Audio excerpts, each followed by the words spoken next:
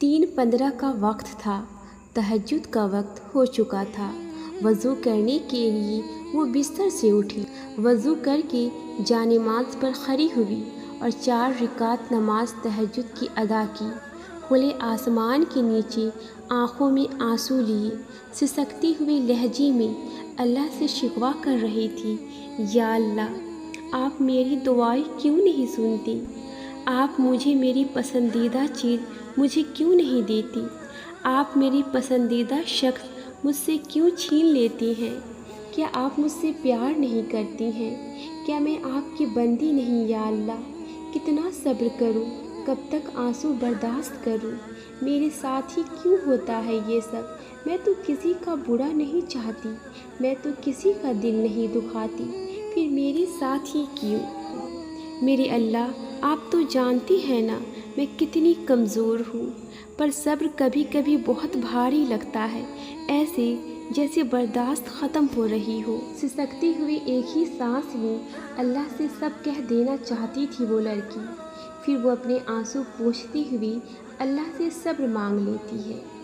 उसकी भीगी हुई पलकें इस बात की ज़मानत देती है वो कितना सब्र कर चुकी है।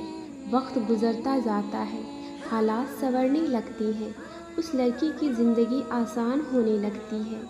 सब्र आ जाता है, एहसास होने लगता है कि उस ज़ात ने जो लोग दूर किए, जो चीज़ें दूर की, जो आजमाइश डाली, जो इम्तिहान लिए, वो सब उसकी मोहब्बत थी, ताकि तुम्हें गिर कर खुद खड़ा होना आए और तुम्हें मालूम हो जाए जो लोग तुमसे दूर किए हैं वो लोग तुम्हारे काबिल थे ही नहीं, वो तुम्हारी मोहब्बत के काबिल नहीं थे।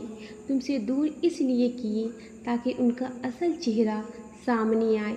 तुमने जो सब्र करते हुए आंसू बहाए हैं वो ज़ाया नहीं किए गए हैं। उस रब ने उससे कई गुना ज़्यादा तुम्हारे नसीब में लिखी हैं।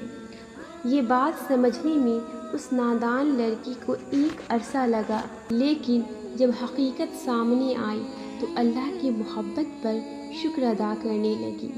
फिर वो लड़की तहज्जुद में अपने लिए अच्छे नसीब की दुआएं करने लगी। वक्त के साथ साथ अल्लाह ने उसके नसीब में एक नेक हमसफ़र लिख दिया और आज वो अपने हमसफ़र के साथ बहुत खुश है। और वो आज भी रोज़ तहज्जुद पढ़ने के लिए उठती है और तहज्जुद में अपने अल्लाह का शुक्र अदा करती है और कहती है, बेशक तहज्जुद की दुआएं रद्द कभी नहीं होती।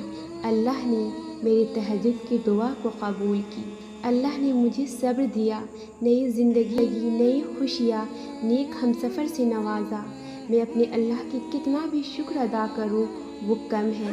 बेशक तहज्जुद में बहुत ताकत है, इसीलिए आप भी तहज्जुद की नमाज़ पढ़ें।